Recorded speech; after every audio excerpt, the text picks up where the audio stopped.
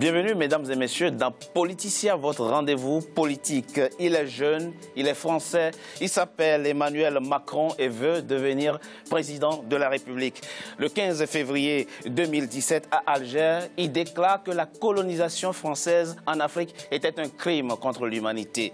Une déclaration qui passe mal au sein de la classe politique française et qui lui vaudra de se confondre en excuses après son retour à Paris, non sans dégringoler dans les sondages. La France, en l'occurrence, la France conservatrice n'accepte pas que l'on assombrisse les pages de son histoire qu'elle veut garder glorieuse. Mais qu'en pensent les Africains eux-mêmes? Quel rapport avec le passé colonial? Mais surtout, comment sortir du mimétisme systémique auquel nous a condamné la colonisation? Pour en parler, j'ai avec moi trois invités. Monsieur Georges Louitin, vous êtes le président du Grand Conseil représentatif des associations noires de France. Vous êtes universitaire, écrivain, auteur du livre « Esclavage et réparation ». Comment faire face aux crimes de l'histoire publié aux éditions Stock. Je vous ai aussi invité surtout parce que vous vous battez aujourd'hui aux côtés des autorités béninoises qui réclament à la France la restitution des objets culturels volés, pillés pendant la colonisation. Vous nous direz, M. Tin, au cours de cette émission, si cette requête a quelque chance d'aboutir. Merci d'avoir accepté notre invitation. Merci de votre invitation. Paul Chin, vous êtes journaliste, écrivain, essayiste, auteur de plusieurs ouvrages dont Le bourreau a tué 3 fois ou encore La France, le pays des paradoxes. Vous êtes aussi l'auteur du livre France-Africophonie, la décolonisation par la recolonisation perpétuelle.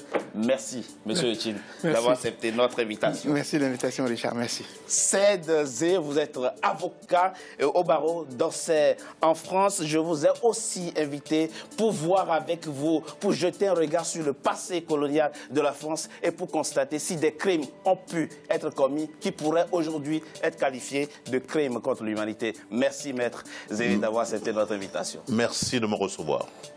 Le malheur de l'Afrique, c'est d'avoir rencontré la France, disait Aimé Césaire, écrivain martiniquais et père de la négritude. Seulement, voilà, la plupart des responsables politiques ne sont pas du tout de cet avis. Ils minimisent les crimes et préfèrent parler des avantages de la colonisation. C'est un sujet de la rédaction commenté par Mélina Bokassa. Que retenir du passé colonial français en Afrique? La colonisation française est généralement présentée par la France politique comme une œuvre positive de civilisation. Mais quel regard portent les Africains francophones sur leur passé colonial? Que cache ce passé que la France politique a tant de mal à assumer? Décryptage. La domination par la France de blocs de territoire qui font 14 fois sa taille n'est pas aussi glorieuse pour les dominés. En effet, entre 1921 et 1934, l'historien congolais Antoine Madounou établit un bilan entre 15 000 et 30 000 personnes décédées sur le chantier du chemin de fer reliant Pointe-Noire à Brazzaville au Congo. Ces décès sont imputés aux maladies tropicales ou aux conditions de travail précaires imposées par l'administration française colonisatrice. En mars 1947, les populations malgaches tentent de se libérer de cette domination. Elles seront massacrées par l'armée coloniale française avec un bilan compris entre 20 000 et 100 000 pertes en vie humaine. Le même sort sera réservé à la révolte algérienne. Partie de Sétif le 8 mai 1945, une révolte matée dans le sang avec un bilan de 45 000 décès selon les nationalistes algériens.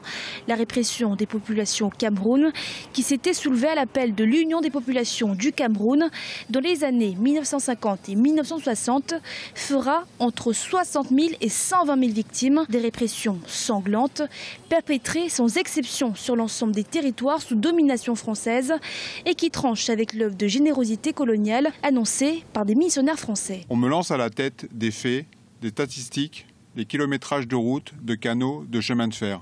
Moi, je parle de milliers d'hommes sacrifiés au Congo-Océan.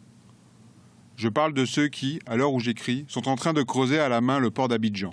Je parle de millions d'hommes arrachés à leurs dieux, à leurs terres, à leurs habitudes, à leur vie, à la danse, à la sagesse. Je parle de millions d'hommes à qui on a inculqué savamment la peur, le complexe d'infériorité, le tremblement, l'agenouillement, le désespoir, le larbinisme.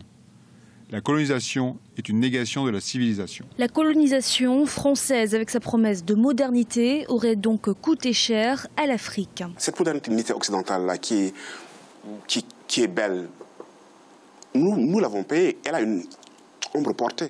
Son ombre portée, c'est le colonialisme, c'est les traites, c'est tout un tas de violences qui ont été exportées chez nous. Elles ont été des lumières pour l'Occident et une ombre reportée pour les pays de l'autre côté du globe. En déclarant ce 15 février en Algérie que la colonisation est un crime contre l'humanité, Emmanuel Macron, candidat à la présidentielle française, veut sans doute exhorter la France politique à un examen de conscience et une restitution de la vérité historique, même si, selon certains analystes, on ne peut parler de crime contre l'humanité. Je pense que la notion de crime contre l'humanité ou de génocide sont des notions juridiquement définies.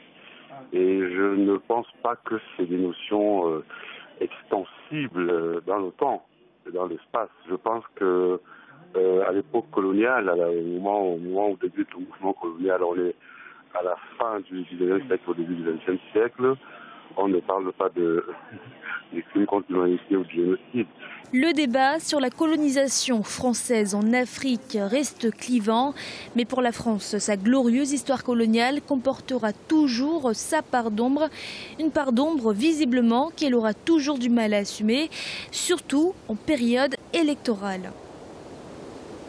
Messieurs, je précise d'emblée que notre émission n'a pas vocation à nourrir des ressentiments vis-à-vis de la France ou de qui que ce soit, mais à permettre aux Africains de dire leur ressenti dans une histoire qui nous est commune.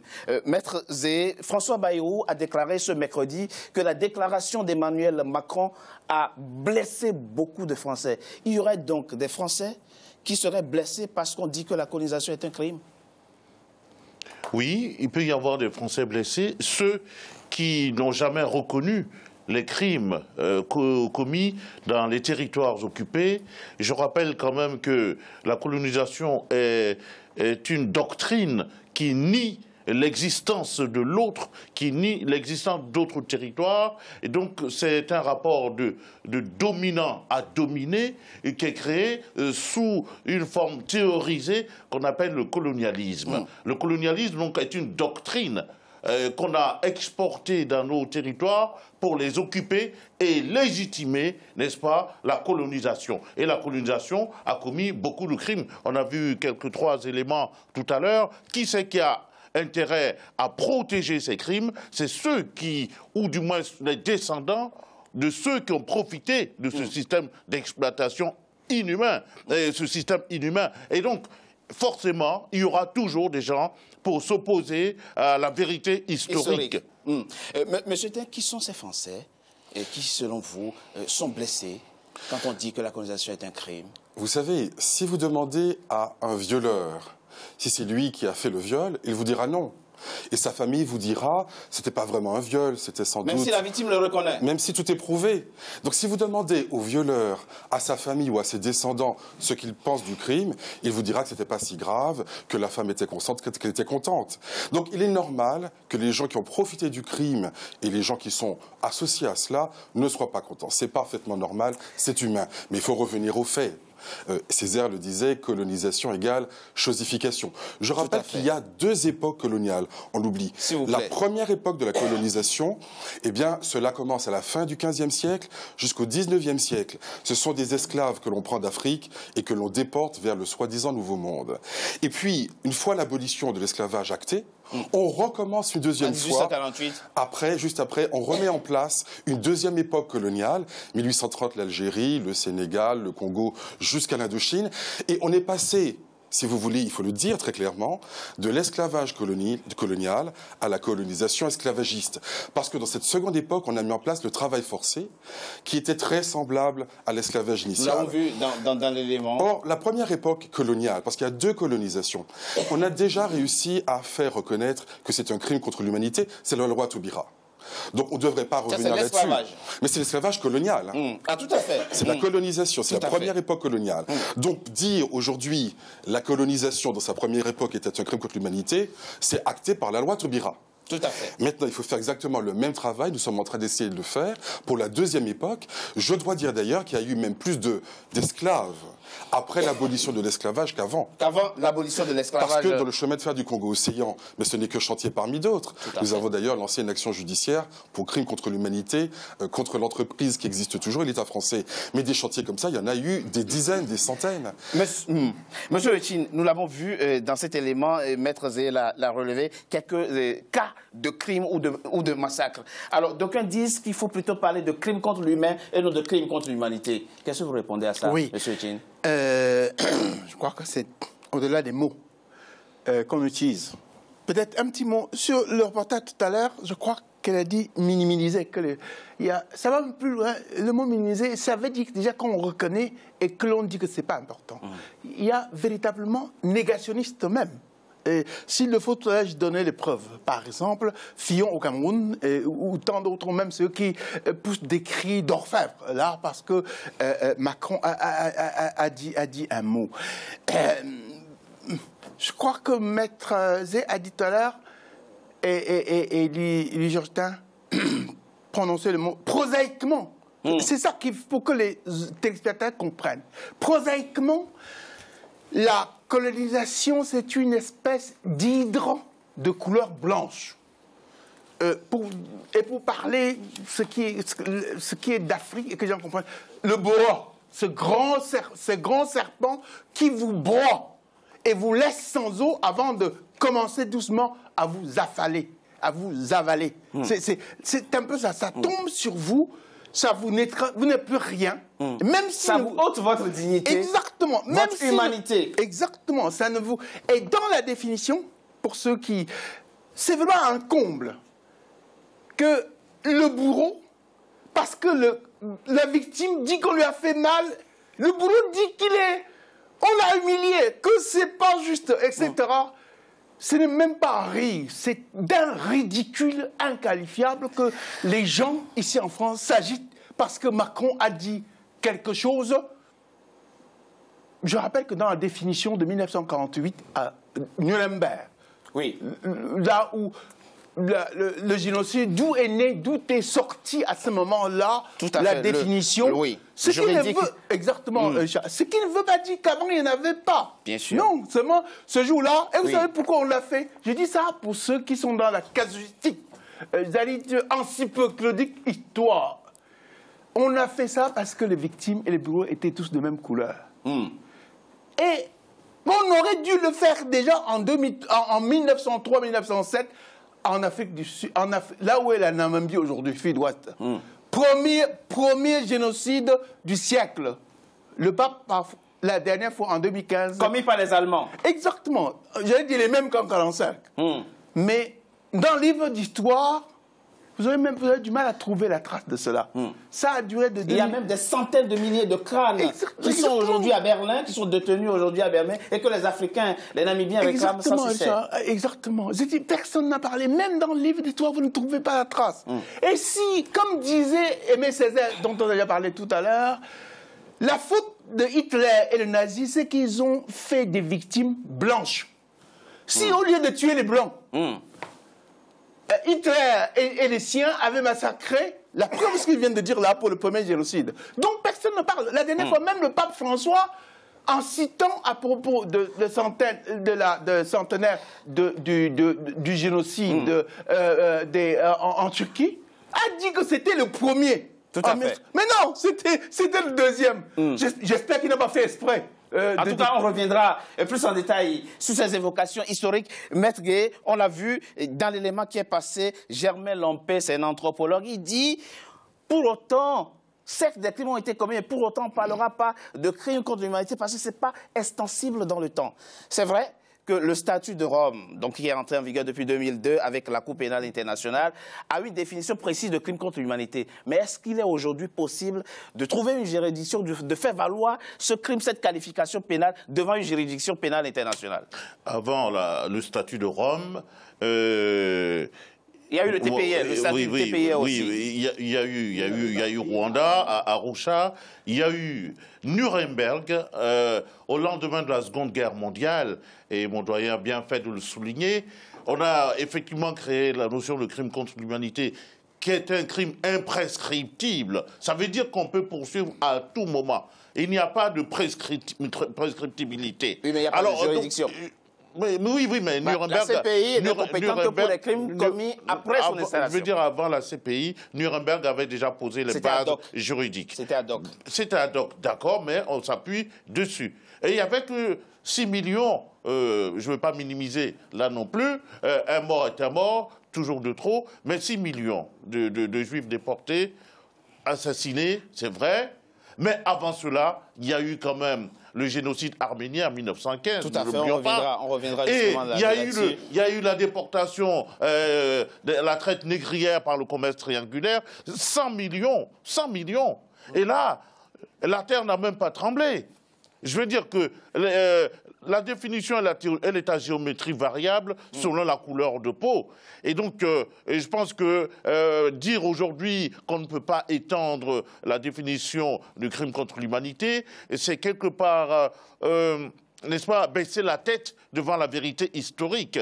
Moi, État africain fier de ma couleur de peau, je ne peux pas pactiser avec ceux qui ont, de façon injuste, porté le glaive et déporté les miens pendant 4 siècles. Tout à fait. Monsieur Tin, vous avez déjà actionné en justice pour faire donc valoir et reconnaître des crimes contre l'humanité. Quelle chance de voir cette procédure aboutir?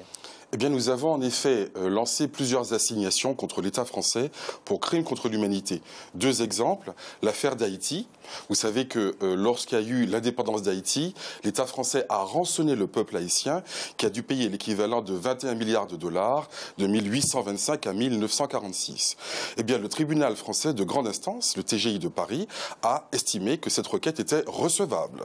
Donc on peut porter plainte pour crime contre l'humanité devant le TGI en fonction français. Donc aujourd'hui le procès universel. Absolument. Aujourd'hui le procès suit son cours. Deuxième exemple que nous avons donné, puisque le crime est imprescriptible, nous avons également fait un procès sur la question du chemin de fer du Congo-Océan. Il y a plus de 100 000 morts en réalité, et nous avons dit que cela constitue un crime contre l'humanité, et aujourd'hui le procès suit son cours.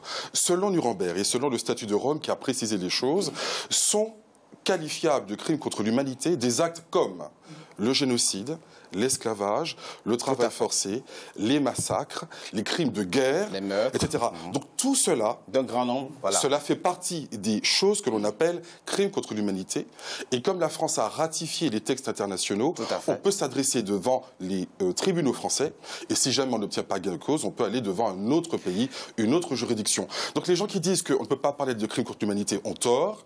Ceux qui disent par exemple qu'on ne peut pas appliquer parce que le texte n'est pas rétroactif, mais dès son premier usage à Nuremberg, c'était rétroactif, puisque les crimes nazis sont avant le tribunal.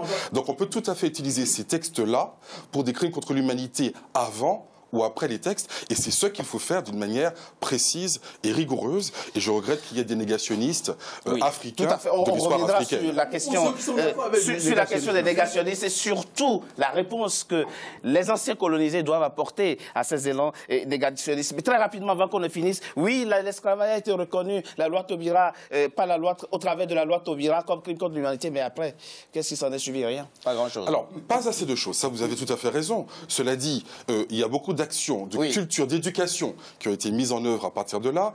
Et nous-mêmes, nous sommes en train d'obtenir de M. Hollande 2 choses qui sont la continuation de la loi Taubira, un musée de l'esclavage à Paris, ça a été annoncé le 10 mai dernier, et également une fondation pour la mémoire de l'esclavage. Ce sont des réparations, on en parlera tout à l'heure, mais nous avons déjà des choses qui sont à la fois matérielles et morales, puisqu'une fondation, c'est de l'argent, un musée, c'est une réparation morale. Donc non, vous voyez, le travail a été fait, c'est insuffisant, sur la première histoire coloniale. Il faut faire la même chose et encore plus sur la deuxième histoire coloniale. Merci, messieurs. Je propose qu'on marque une courte pause. On se retrouve dans quelques instants pour la deuxième partie de Politicía, votre rendez-vous politique. À tout de suite.